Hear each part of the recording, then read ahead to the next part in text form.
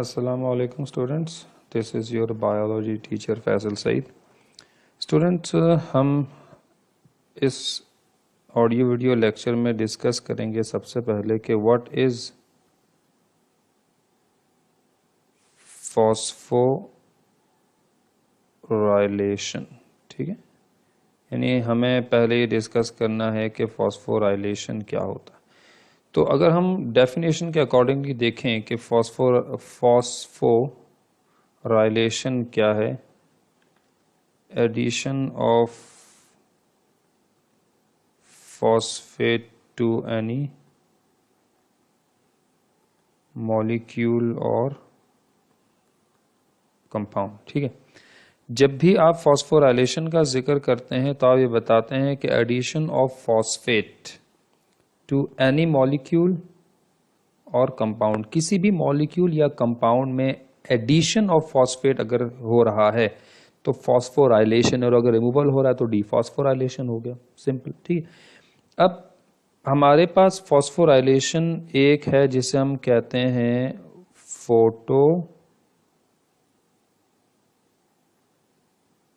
Phosphorylation.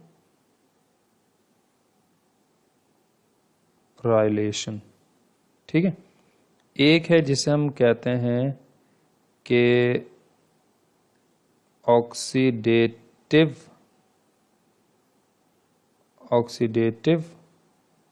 Phosphorylation, और एक है जिसे हम कहते हैं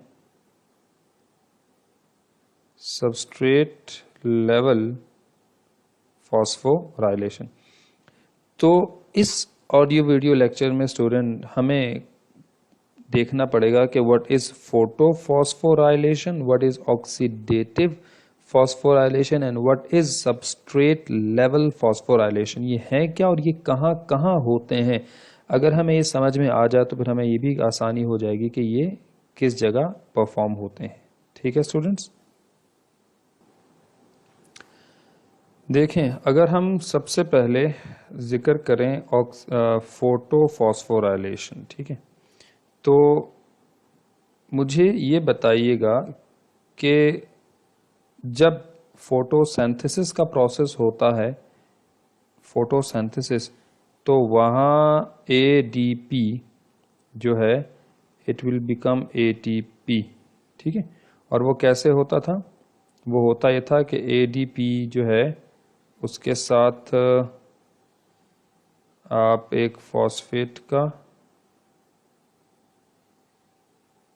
ठीक है, अब देखें ADP by the addition of P phosphate, so it is the addition of P into ADP, it will become ATP adenosine triphosphate। ठीक है, अच्छा, अब ये जो स्टेप परफॉर्म होता था, ये यानी ATP जो सिंथेसिस हो रहा है यहाँ, ये ATP सिंथेसिस हमारे पास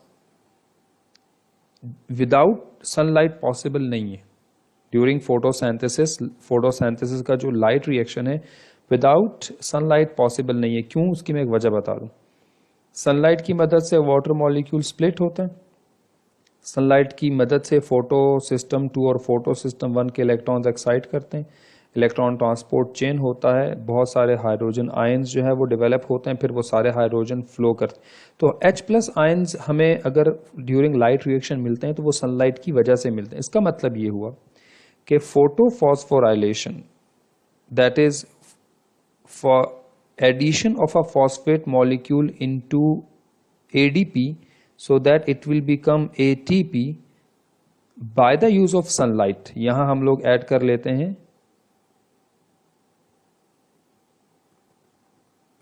sunlight।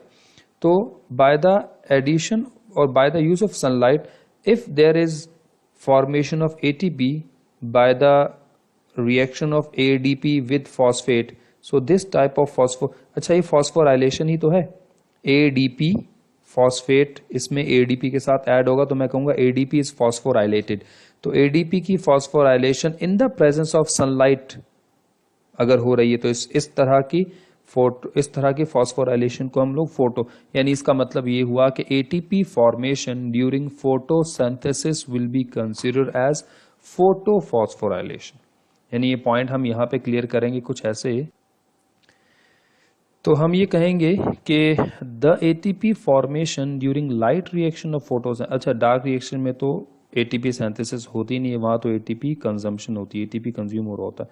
तो यहाँ हम बताएंगे the ATP formation during light reaction of photosynthesis is known as photophosphorylation because the formation of ATP during the sunlight is known as photophosphorylation. ठीक है, हमारे पास अगला है ऑक्सीडेटिव फॉस्फोराइलेशन। अब आप समझ, अच्छा अगर हम कहें कि क्लोरोप्लास्ट के अंदर ऑक्सीडेटिव फॉस्फोराइलेशन होता है या फोटो, तो क्लोरोप्लास्ट के अंदर फोटोफॉस्फोराइलेशन होता है ना।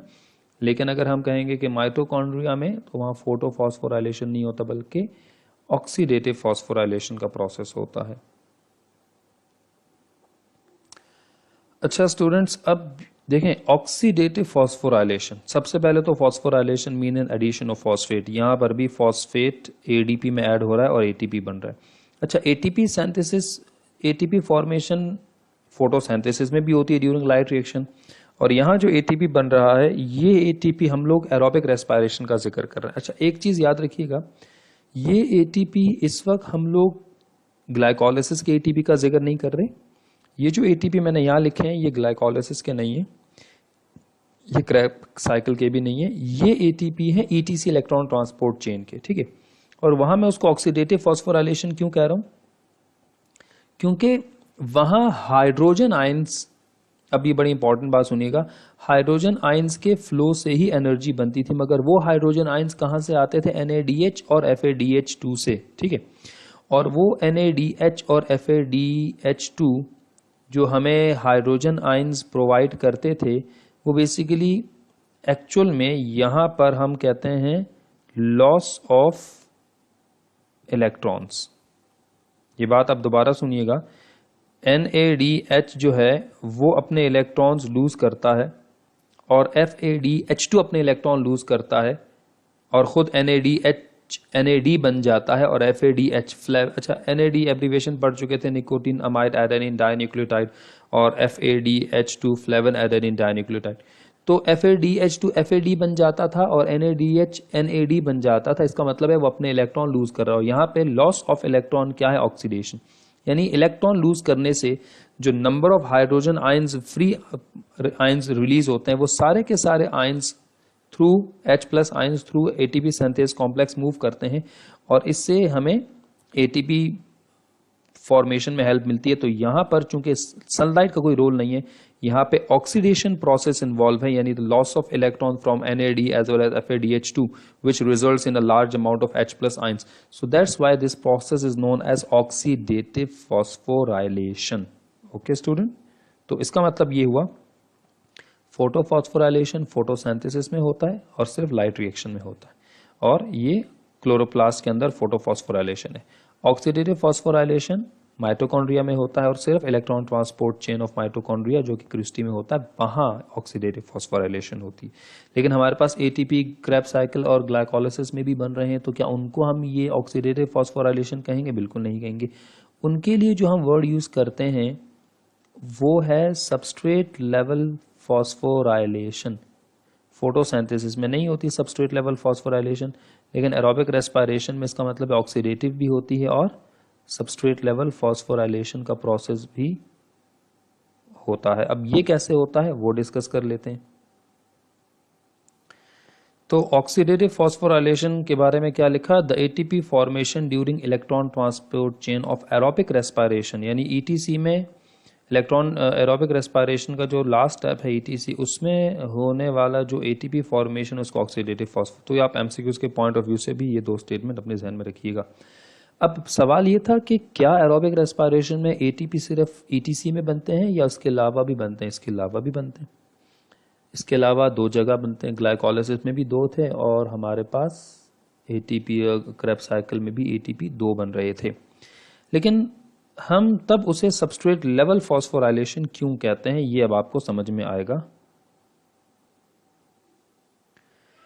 देखिए students, substrate level phosphorylation can be defined as it is the formation of ATP at substrate level during the process of chemical reactions. देखें, जब हम सबस्ट्रेट की बात करते हैं तो कोई भी केमिकल रिएक्शन हमारे पास इनिशियली सबस्ट्रेट, फिर उसके बाद इंटरमीडिएट सबस्ट्रेट, और फिर करते करते हम उसको फाइनल प्रोडक्ट में कन्वर्ट करते हैं। ठीक है, अब मैं एक एग्जांपल देना चाह रहा हूँ ग्लाइकोलिसिस की। ग्लाइकोलिसिस में आपको अगर याद हो, ठीक है, तो ग्लाइकोलिसिस में एक स्टेप था जिसमें ग्लाइसरेट, ठीक है, ग्लाइसरेट 1,3 bye phosphate.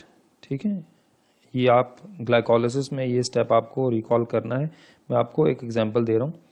Substrate level phosphorylation में अगर आपको हम एक डिस्कस करें तो हम बता रहे हैं कि ग्लाइसरेट 1,3 बाय फॉस्फेट, इसका मतलब है कि ये ग्लाइसरेट में कार्बन 1 और 3 पर 2 जगह फॉस्फेट है।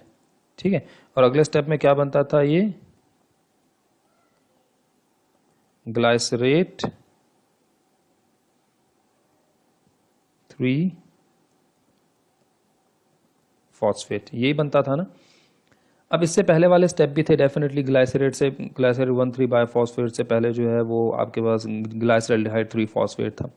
अब अगर मैं ये कहूँ कि वो पूरे के पूरे जो 10 स्टेप थे उनमें सारे के सारे जो ग्लूकोज था, फिर glucose 6 phosphate, fructose 6 phosphate, fructose 1,6 biphosphate, ये सब क्या है, सबस्ट्रेट है, इंटरमीडिएट सबस्ट्रेट है। ठीक है, अब मुझे ये बताएं कि ग्लाइसरेट 1,3 बाय फॉस्फेट बनता था ग्लाइसरेट 3 फॉस्फेट, ग्लाइसरेट 3 फॉस्फेट।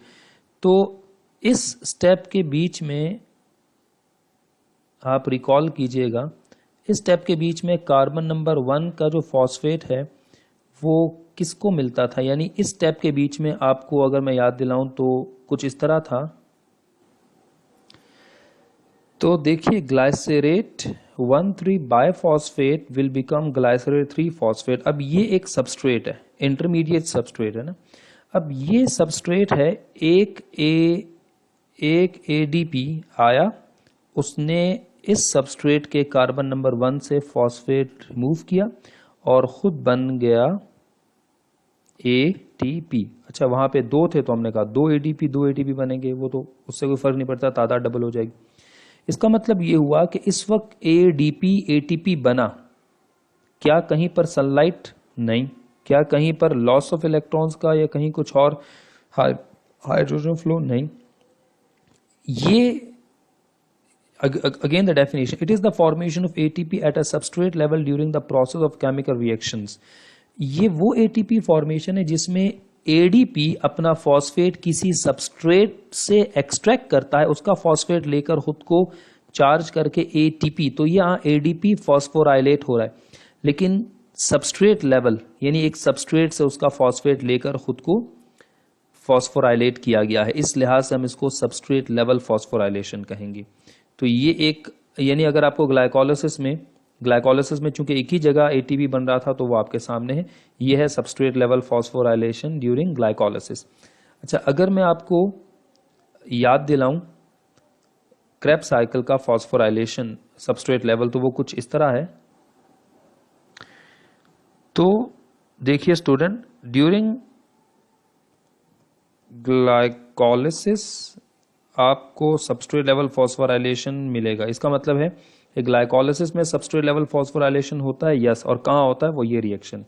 और अगर कोई आपसे पूछे कि क्रेब्स साइकिल में फॉस्फोराइलेशन होता है तो यस, और वो कहाँ होता है वो आपने, अच्छा इसमें मैंने एक स्टेप मिस कर दिया, डेफिनेटली वो था जीटीपी। पहले जीटीपी बनता है, वो भी फॉस्फोराइलेशन है, फिर जीटीपी अपना फॉस्फेट एडीपी को देता है और एटीपी बनता है। तो सक्सिनाइल कोएंजाइम ए था जो सक्सिनेट बनता था, और यहाँ एक क्रेब्स साइकिल में। तो इसका मतलब है क्रेब्स साइकिल में और ग्लाइकोलिसिस में बनने वाले एटीपी को सबस्ट्रेट लेवल फॉस्फोराइलेशन कहेंगे।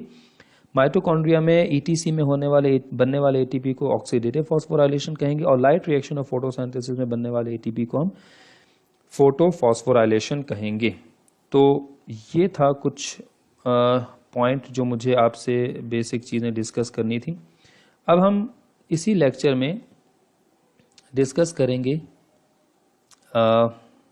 Alternate mechanism of C carbon dioxide fixation, और C3 प्लांट्स को C3, C4 को C4 और कैम को कैम क्यों कहते हैं उसकी रीज़न भी इसी लेक्चर में डिस्कस करेंगे।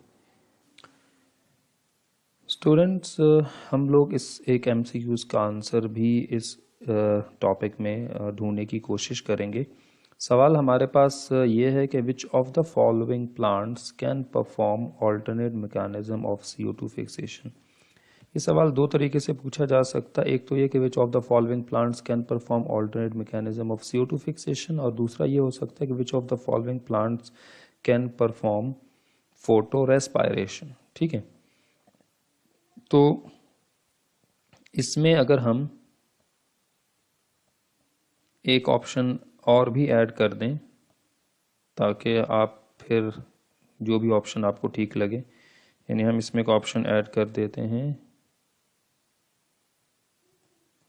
Both B and C। ठीक है, तो एक ऑप्शन हमारे पास ये आ जाएगा और इसी में स्लैश करके मैं लिख देता हूँ। दो MCQs इसी में कवर कर लेते हैं कि विच of the following plants can perform alternate mechanism of CO2 fixation, या दूसरा सवाल ये हो सकता है कि विच of the following plants can perform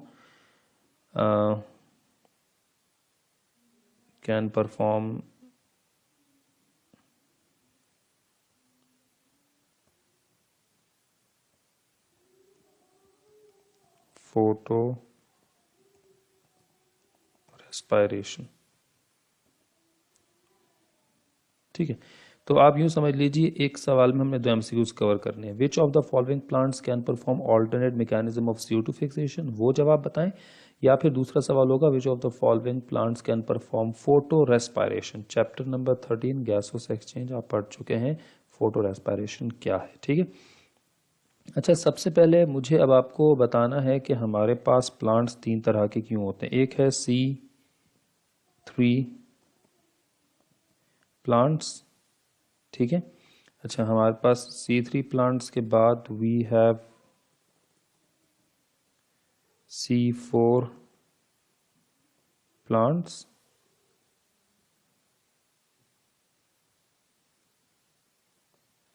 and then we have finally CAM plants। अब ये एब्रीवेशन क्या है? क्रसुलेशन एसिड मेटाबॉलिज्म प्लांट्स। ठीक है, क्यों कहता है ऐसा वो भी डिस्कस करना है हमें। देखें स्टूडेंट, एक चीज़ तो कंफर्म है कि जब भी फोटोसिंथेसिस होता है तो उसमें दो स्टेप्स होते हैं, एक होता है लाइट और एक होता है डार्क। कंफर्म? ठीक है, लाइट में हमारे पास ATP सिंथेसिस होती है और NADPH हमें मिलता है, और डार्क में हमारे पास ATP और NADPH कंज्यूम होते हैं। अच्छा, C3 प्लांट्स को C3 प्लांट्स कहने की वजह क्या है? वजह यह है कि जब भी C3 प्लांट्स का डार्क रिएक्शन होता है तो वहाँ एक प्रोडक्ट बनता था जिसको हम G3P कहते हैं, ग्लाइसरेट 3 फॉस्फेट। ठीक है, अच्छा, ग्लाइसरेट 3 phosphate is a 3 carbon compound. अब ये चीज जरा गौर से सुनिएगा। ड्यूरिंग CO2 फिक्सेशन, अब चूंकि carbon dioxide fixation dark reaction में होती है तो उसका ही जिक्र कर रहे हैं। C3 प्लांट्स को C3 प्लांट्स कहने की वजह यह है क्योंकि जब भी डार्क रिएक्शन यानी जब कार्बन यानी डार्क रिएक्शन को CO2 फिक्सेशन प्रोसेस भी हम कहते हैं, कैल्विन मैन्सन साइकिल भी कहते हैं। जब कार्बन डाइऑक्साइड राइबोलोज बायफॉस्फेट से रिएक्ट करता है तो पहला प्रोडक्ट बनता था G3P, जिसको हम G3P ग्लाइसरेट 3 फॉस्फेट, जिसको 3PG3 फॉस्फोग्लाइसरिक एसिड या PGA फॉस्फोग्लाइसरिक एसिड भी कहते हैं। ठीक है, तो जो पहला प्रोडक्ट बनता था वो 3 कार्बन कंपाउंड है। कितने कार्बन कंपाउंड है? 3 कार्बन कंपाउंड। इस लिहाज से हम C3 प्लांट्स को C3 प्लांट्स कहते हैं क्योंकि इनका during carbon dioxide fixation process the first product which will produce is a 3 carbon compound, so those plants will be known as C3 plants। ठीक है, इसका मतलब है अब आपको समझ में आ गया होगा C4 प्लांट्स को C4 प्लांट्स क्यों कहते हैं। बिल्कुल, C4 प्लांट्स को C4 प्लांट इसलिए कहते हैं क्योंकि इनमें जो पहला प्रोडक्ट बनता है वो G3 भी नहीं होता, वो होता है ऑक्सैलो एसीटेट। अभी मैं इसकी पूरा रिएक्शन भी समझाऊंगा। और ऑक्सैलो एसीटेट बेसिकली क्या है, एक 4 कार्बन कंपाउंड है, यानी वो तमाम पौधे जिनमें ड्यूरिंग CO2 फिक्सेशन पहला product oxalo acetate 4 carbon compound बनता है, उनको हम क्या कहते हैं, C4 प्लांट्स कहते हैं। ठीक है स्टूडेंट्स। फिर कैम प्लांट्स को कैम प्लांट्स कहने की क्या वजह है, इनमें ड्यूरिंग CO2 फिक्सेशन एक ऑर्गेनिक कंपाउंड बनता है that is known as crassulacean acid. और इनमें क्रसुलेशन एसिड चूंकि एक ऑर्गेनिक कंपाउंड बनता है ड्यूरिंग CO2 फिक्सेशन, तो हम इन्हें कैम, अच्छा C for crassulacean, A for acid, crassulacean acid, M for metabolism. तो ये वो पौधे होते हैं जो क्रसुलेशन एसिड बना के उसकी मेटाबॉलिज्म का प्रोसेस करते हैं। क्या है वो मुझे एक्सप्लेन करना है अभी आपको। ठीक है, तो दिस इज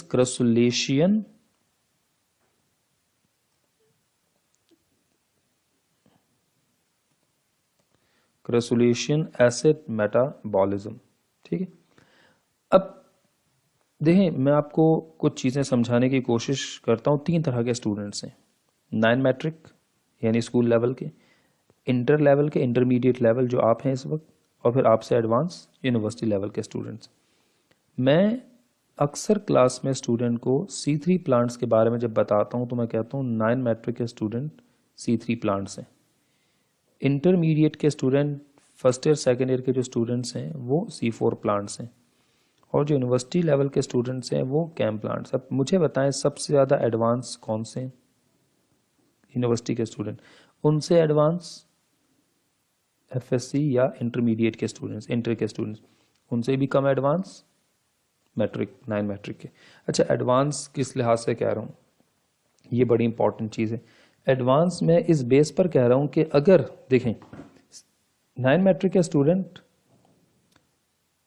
मम्मी डैडी होते हैं, बोलने को अगर मैं समझाने के लिए बोल रहा हूँ, वो जब कोई क्वेश्चन याद करते हैं उसका आंसर, तो वो क्वेश्चन का आंसर और सवाल भी याद करते हैं, यानी उनको एज इट इज सवाल याद होता है और उसका जवाब याद करते हैं। अगर सवाल या क्वेश्चन में थोड़ा चेंज कर दिया जाए तो वो कंफ्यूज हो जाते हैं, उनको लगता है कि शायद कुछ और पूछा गया और हम तो ये याद नहीं करके आते, बेचारे रोने लग जाएंगे और हाथ पैर फूल जाएंगे। तो C3 प्लांट्स यानी 9 मैट्रिक के। फिर आपकी बात करते हैं C4 प्लांट्स। इंटर के स्टूडेंट वो होते हैं जिन्हें आप वो सवाल याद नहीं करते, वो टॉपिक याद करते हैं। और बाज़ औक़ात तो ऐसा होता है एडवांस और इतने एक्सपर्ट होते हैं कि बस उन्हें कोई हेडिंग बता दे, उन्हें कोई पहला वर्ड बता दे, बाकी तो वो खुद से हिसाब किताब सेट कर लेंगे, यानी खुद से लिखने के माहिर हैं। यस, यानी सवाल आया और आपको याद नहीं था, लेकिन चूंकि आपको उसकी हेडिंग मालूम है या किसी ने हेडिंग बता दी, आपको कुछ पॉइंट्स बता दिए, आपने सब पॉइंट्स मिला के लिख लिया। फिर आपसे एडवांस हैं यूनिवर्सिटी के स्टूडेंट्स, उन्हें तो लेक्चर अटेंड करना भी नसीब नहीं होता। बाज़ औक़ात ये होता है क्योंकि कैंटीन में रिफ्रेशमेंट कर रहे हैं, चाट समोसे खा रहे हैं, उन्हें तो अक्सर ये भी नहीं मालूम कि उन्हें ये सब्जेक्ट कौन सा प्रोफेसर पढ़ाता है, मगर चूंकि एडवांस है, खुद से लिखने का एक फ़न है, तो पेपर सॉल्व करके आते हैं। तो इसका मतलब ये हुआ कि C3, C4 और कैम प्लांट्स को मैंने 3 हिस्सों में आपके सामने डिवाइड किया स्टूडेंट्स की एग्जाम्पल देके। अब इनमें इन प्लांट्स की एडवांसमेंट क्या है वो ज़रा देखिएगा।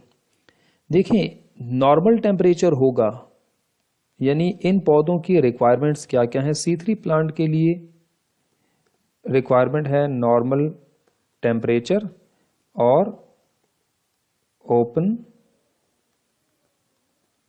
स्टोमेटा। टेम्परेचर नॉर्मल होगा, स्टोमेटा ओपन रहेंगे, तो C3 प्लांट्स काम करेंगे। और अगर टेम्परेचर हद से ज़्यादा हो जाए तो स्टोमेटा क्लोज करना मजबूरी हो जाती है, और फिर वो फोटोसिंथेसिस क्विट करके क्या करने लगते हैं, फोटो रेस्पायरेशन करने लगते हैं। यानी ये वो स्टूडेंट थे जो सवाल थोड़ा चेंज कर लें तो बेचारे कुछ कर नहीं पाते, पेपर छोड़कर आ जाते हैं। यानी C3 प्लांट्स को नॉर्मल टेम्परेचर, ओपन स्टोमेटा मिलेंगे तो वो अपना फोटोसिंथेसिस प्रॉपर करेगा। अगर टेम्परेचर बढ़ गया उससे स्टोमेटा क्लोज हो जाएंगे, क्योंकि स्टोमेटा क्लोज होने की वजह है ट्रांसपायरेशन को कम करना, तो फिर पौधा मजबूर होकर फोटोसिंथेसिस नहीं कर पाएगा। इसका मतलब हमें इस सवाल का आंसर मिल गया है इस सवाल का।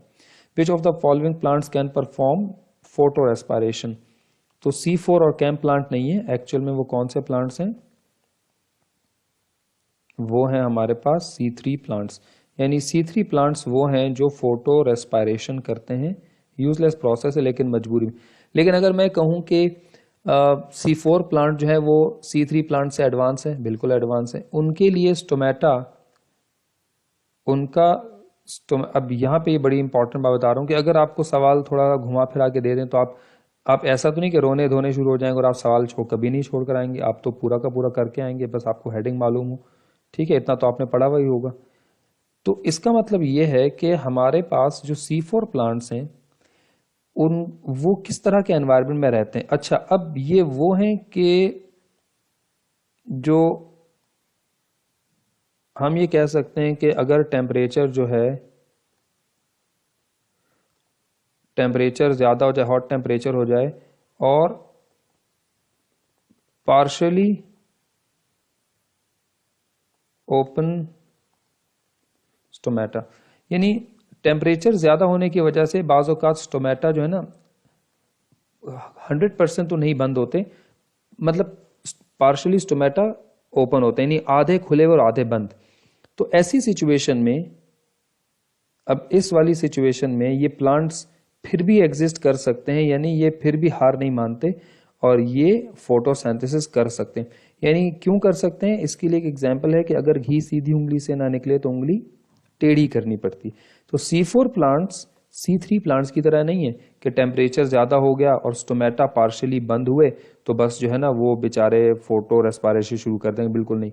उनको अगर सीधे तरीके से ग्लूकोज नहीं मिलेगा तो उसका ऑल्टरनेट मैकेनिज्म करके ग्लूकोज निकालते हैं। यानी हॉट टेम्परेचर और पार्शियली ओपन स्टोमेटा में, इसका मतलब ये है कि C4 प्लांट्स ऑल्टरनेट मैकेनिज्म करते हैं। लेकिन C4 प्लांट्स ही ऑल्टरनेट नहीं करते, कैम प्लांट्स भी alternate mechanism of CO2 fixation का प्रोसेस करते हैं, यानी एडवांस लेवल में ये भी हैं। और इनके लिए अगर हम लिखते हैं तो हम यहां लिखेंगे कि ये वो प्लांट्स हैं जो एक्सट्रीम हाई टेम्परेचर तक भी अपने आप को एग्जिस्ट कर सकते हैं, और ये वो प्लांट हैं जिनमें स्टोमेटा क्लोज्ड भी हो जाएं अगर, तो फिर भी ये फोटोसिंथेसिस कर सकते हैं। ये इनके एडवांसमेंट लेवल बाकियों के मुकाबले में ज्यादा है। यानी नॉर्मल टेम्परेचर होगा, स्टोमेटा ओपन होगा तो ये प्लांट्स फोटोसिंथेसिस करेंगे। अगर आपने, यानी इसका मतलब ये है कि ये जो C3 प्लांट्स है इन दोनों के एनवायरनमेंट में नहीं रह सकते, ये दोनों इसके एनवायरनमेंट में आसानी से रह सकते हैं। यानी 9 मैट्रिक का स्टूडेंट इंटर और यूनिवर्सिटी के टॉपिक अटेम्प्ट नहीं कर सकता, लेकिन मैट्रिक और यूनिवर्सिटी और इंटर के स्टूडेंट मैट्रिक का कोई सवाल दे दें आप 9 मैट्रिक का, वो आसानी से सॉल्व कर लेंगे, उनके लिए कोई मुश्किल ही नहीं है। वो तो ऑलरेडी इतने बुरे हालात से होकर गुजरे होते हैं कि मुश्किलें पड़ी इतनी कि आसान हो गई। तो ये वाली सिचुएशन, इसका मतलब है C4 और कैम प्लांट्स क्या हुए, alternate mechanism of CO2 fixation. तो हमारे पास जो यहां आंसर बनेगा, पहले फोटो रेस्पायरेशन के लिए हमने C3 प्लांट्स का बोल दिया, लेकिन अब जो हमारे लिए आंसर होगा वो क्या होगा, that will be C, both B and C। तो हम अब ऑप्शन E है, बोथ B एंड C। तो ये दो आंसर हम लोगों ने यहां इन दो MCQs के फाइंड आउट किए। ठीक है, अच्छा अब जो मुझे आपको बताना है वो ये कि हाउ इज इट पॉसिबल कि स्टोमेटा पार्शियली ओपन होते हैं तो CO2 लेवल तो कम हो जाता होगा लीफ में, तो उस वक्त पौधे कैसे अपने आप को सर्वाइव करते हैं। फिर ये कैसे हो सकता है कि जब स्टोमेटा टोटली दिन के वक्त बंद हो तो फिर भी पौधा फोटोसिंथेसिस कर सकता है। ये मैं आपको अब इसके अगले वाले पॉइंट में समझाऊंगा। देखें स्टूडेंट, C4 प्लांट्स में पहला प्रोडक्ट क्या बनता है, ऑक्सैलो एसीटेट 4 कार्बन कंपाउंड। तो हम इसलिए देखें, हमें ये बात तो मालूम है ना कि कार्बन डाइऑक्साइड डायरेक्टली जो है वो डार्क रिएक्शन में कंज्यूम होता है, यानी पहले लाइट होता है और फिर डार्क रिएक्शन होता है। ठीक है, ये यहाँ मैं ज़रा आपको बता दूं। अब ये जो CO2 है ये कार्बन डाइऑक्साइड मॉलिक्यूल है और ये यहाँ कैल्विन साइकिल में यूज होगा। तो मैं इसको डार्क रिएक्शन लिख देता हूँ यहाँ, कैल्विन साइकिल या कैल्विन साइकिल, ठीक है। और कैल्विन साइकिल में फाइनली हमें आगे क्या मिलेगा, ग्लूकोज। लेकिन ये CO2 यहाँ तक आने से पहले तो लाइट रिएक्शन के बाद डायरेक्टली डार्क होता है, लेकिन इस वाले स्टेप में जो हम अभी डिस्कस करेंगे इसमें ऐसा कुछ नहीं होगा। तो क्या होगा वो, अच्छा देखें, सबसे पहले जब पार्शियली स्टोमेटा ओपन होते हैं तो CO2 की जो कंसंट्रेशन होती है वो लीव्स के अंदर ना बहुत कम हो जाती है, और CO2 लीफ के अंदर बहुत ही स्लो आहिस्ता आहिस्ता जो है ना वो मूव कर रहा होता है। अब ये इसकी एग्जांपल देना चाह रहा हूँ, आपको अगर कभी फ्लू हो जाए और आपके नॉस्ट्रल्स में एक नॉस्ट्रल बंद हो तो क्या आपको उतनी नॉर्मल ऑक्सीजन मिल रही होती जितनी आप दोनों नॉस्ट्रल से सांस लेते हैं? डेफिनेटली नहीं। तो इसका मतलब है आप ऑल्टरनेट मैकेनिज्म क्या करते हैं, आप थोड़ा बहुत मुंह के जरिए भी सांस लेने की कोशिश कर रहे हो तो और आपकी मजबूरी है।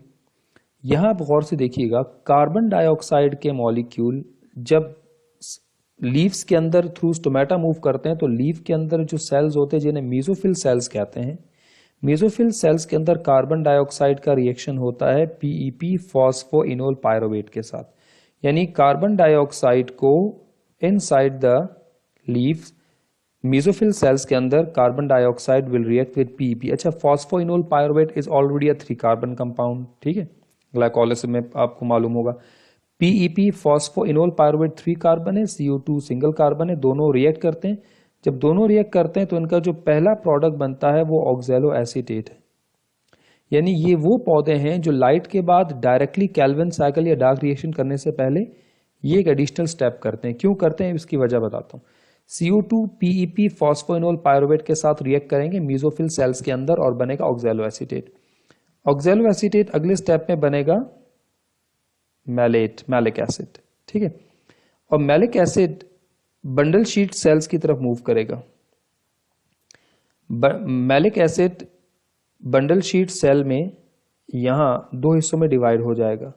अच्छा, मैलिक एसिड 4 कार्बन है और पायरोवेट क्या है, 3 कार्बन है। तो इसका मतलब है कि malic acid bundle sheath cell में ब्रेक डाउन हो गया है और बंडल शीट सेल के अंदर ब्रेक डाउन होके एक उससे CO2 मॉलिक्यूल निकल रहा है और एक पायरोवेट। अब आप कहेंगे सर यहां भी CO2 ही आगे जाके कंज्यूम, और ये जो कैल्विन साइकिल है इस ये CO2 कैल्विन साइकिल में यूज होगा और कैल्विन साइकिल में जब ये यूज होगा तो कैल्विन साइकिल में इसको बना दिया जाएगा क्या, कैल्विन साइकिल में इसको बना दिया जाएगा यहां पर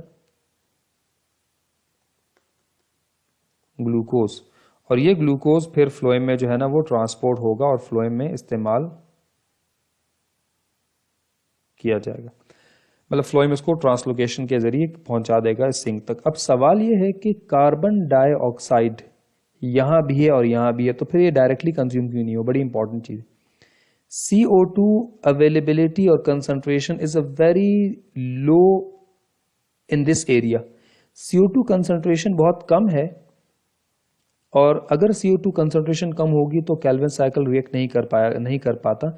इसलिए कार्बन डाइऑक्साइड को इन तमाम स्टेप के जरिए पहले उसकी कंसंट्रेशन को बढ़ाया जाता है ताकि वो ऑक्सीजन के साथ compete कर सके और ऑक्सीजन को रिप्लेस करके कहीं फोटो रेस्पिरेशन शुरू ना कर दे, इसलिए CO2 को डायरेक्टली कैल्विन साइकिल में इनपुट, और फिर ये पायरोवेट दोबारा से PEP फॉस्फोइनोल पायरोवेट में कन्वर्ट हो जाएगा। तो इसका मतलब है लाइट और डार्क रिएक्शन के बीच में जो एडिशनल स्टेप है इसको alternate mechanism of CO2 fixation कहेंगे।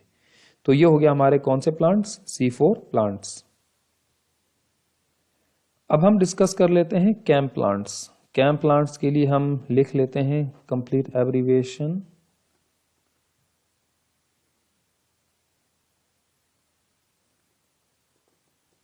क्रसुलेशियन, A for acid, M for metabolism. So CAM plants stand for crassulacean acid metabolism plants. ये वो पौधे होते हैं जो दिन के वक्त टोटली स्टोमेटा क्लोज रखते हैं क्योंकि इनके पास अवेलेबिलिटी ऑफ वाटर ऑलरेडी बहुत कम होता है और अगर इनका पानी ख़त्म हो गया तो दे विल बिकम डेड। तो अब सवाल ये है कि दिन को, ये ज़रा पॉइंट में लिख दूं कि डे टाइम, ठीक है, डे टाइम और हम लिख रहे हैं कि एक्सट्रीम हॉट टेम्परेचर, यानी दिन का वक्त है और बहुत ही ज़्यादा जो है ना एक्सट्रीम हॉट टेम्परेचर है। तो क्या ऐसी सिचुएशन में पौधे के स्टोमेटा ओपन होंगे? तो आप कहेंगे नहीं। क्या होते हैं? Stomata closed. अच्छा, डे टाइम है तो सनलाइट अवेलेबल है, बिल्कुल है। एक्सट्रीम हॉट टेम्परेचर है, दिन का वक्त है, बहुत ज़्यादा गर्मी है और स्टोमेटा क्लोज है, कहीं एक्सेस ऑफ ट्रांसपायरेशन से डेथ ना हो जाए। तो पौधों को सनलाइट अवेलेबल है मगर स्टोमेटा की क्लोज होने की वजह से there is no availability of CO2, यानी CO2 अवेलेबल नहीं है। तो फिर क्या करें? सनलाइट है, CO2 नहीं है। अच्छा, रात के वक्त ये पौधे अपने स्टोमेटा खोल लेते हैं, यानी हम यहां लिखेंगे नाइट टाइम। अच्छा, रात के वक्त तो टेम्परेचर उस तरह नहीं होगा जितना दिन में है और टेम्परेचर थोड़ा सा कदरे बेहतर हो जाएगा। अब है तो नाइट टाइम, लेकिन सवाल ये है कि रात का वक्त तो हो चुका है और जो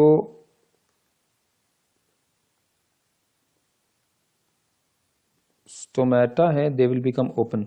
अब मसला यह है, रात का वक्त है, स्टोमेटा ओपन है, तो सनलाइट नहीं है। यानी दिन को सनलाइट है तो CO2 नहीं है और स्टोमेटा ओपन है, तो मैं यहां लिख देता हूं CO2 अवेलेबल। CO2 रात को अवेलेबल है। अब ये सोचने वाली बात है कि दिन को सनलाइट है तो CO2 नहीं है, फिर जब रात हो जाती है तो CO2 अवेलेबल होती है, कार्बन डाइऑक्साइड, स्टोमेटा ओपन होते हैं तो लाइट नहीं होती। अब क्या करें इसका हल? यानी बिल्कुल ऐसे आपके पास अगर समोसे हैं तो आपको चटनी नहीं मिल रही, फिर अगर आपके पास चटनी है तो कभी समोसे नहीं है, तो क्या करें? समोसा है आपके पास तो आप उसे सेव कर लें, रख लें। 1 हफ्ते बाद, 2 हफ्ते बाद, 1 महीने बाद आपको कहीं से चटनी मिल गई, हमने समोसे निकाल के फ्राई किए और खा गए। अब ये बड़ी इंपॉर्टेंट मैं बात कर रहा हूँ, ऑन अ लाइटर नोट एक मजाक कर रहा हूँ, लेकिन एक असल चीज़ यहाँ देखें तो प्लांट्स जो हैं वो सनलाइट को स्टोर नहीं कर सकते, ठीक है, लेकिन वो CO2 को तो स्टोर कर सकते हैं ना, बिल्कुल। तो यहाँ पे पौधा क्या करेगा, ये बड़ी इंपॉर्टेंट चीज़ है। यानी प्लांट पूरी रात, अब कैम प्लांट क्या करते हैं, at the night time when stomata open the CO2 will available and they will convert, अच्छा, CO2 को इनहेल करके वो CO2 को कन्वर्ट कर देंगे एक ऑर्गेनिक कंपाउंड में जिसका नाम है crassulacean acid. So now this is the organic compound. पूरी रात पौधों ने क्या किया, क्रसुलेशन एसिड CO2 को स्टोर कर दिया in the form of crassulacean acid. अगले दिन सुबह हुई तो फिर वही extreme hot temperature, stomata close, no CO2। फर्क नहीं पड़ता। क्यों नहीं पड़ता? क्योंकि क्रसुलेशन एसिड उन्होंने क्या किया था, स्टोर कर लिया था। अच्छा, अब क्रसुलेशन एसिड को स्टोर कर लिया है तो करना क्या है, दिन का वक्त है, सनलाइट अवेलेबल हो गई है, बिल्कुल हो गई है, क्योंकि अब दिन का वक्त है ना। अब इसका मतलब यह है कि हम यहां लिख देंगे डे टाइम। अब अगले दिन डे टाइम और सनलाइट अवेलेबल है, दैट इज सनलाइट। तो अब होगा क्या, सनलाइट अवेलेबल है बट स्टोमेटा क्लोज हो गए हैं, डजंट मैटर। तो बाय द ब्रेकडाउन, अच्छा, क्रसुलेशन एसिड है और क्रसुलेशन एसिड का क्या शुरू कर देंगे plants, metabolism, the breakdown of crassulacean acid. अच्छा, crassulacean acid metabolism will result in the release of large amount of कौन सी गैस, कार्बन डाइऑक्साइड, और यही कार्बन डाइऑक्साइड फिर पौधे कैल्विन साइकिल में यूज करेंगे। तो होगा क्या कि सनलाइट अवेलेबल है और CO2 का उन्होंने जुगाड़ कर लिया। क्या जुगाड़ किया? क्रसुलेशन एसिड ऑर्गेनिक कंपाउंड उन्होंने पूरी रात अपने पास स्टोर किया और फिर सुबह उसकी मेटाबॉलिज्म ब्रेकडाउन की, उससे हमें CO2 यानी पौधों को दोबारा मिलता है। वही CO2 सनलाइट, अब लाइट तो है, लाइट रिएक्शन तो चल रहा है, अब CO2 कैल्विन साइकिल में यूज होगा और फिर वही कैल्विन साइकिल ग्लूकोज में। तो ये है पूरा एक मैकेनिज्म कैम प्लांट्स का। यानी इवन दो टोमेटा क्लोज्ड भी अगर हो जाए दिन को तो उन्हें प्रॉब्लम नहीं, because they have there CO2 which have been stored at night. तो hopefully student in audio video lectures के ज़रिए हमारी कोशिश ये है कि आपको टॉपिक समझाए जा सकें। फिर भी कुछ ऐसे टॉपिक होते हैं जो जहन से निकल जाते हैं, मतलब प्लान बनाया होता है कि ये भी आएगा।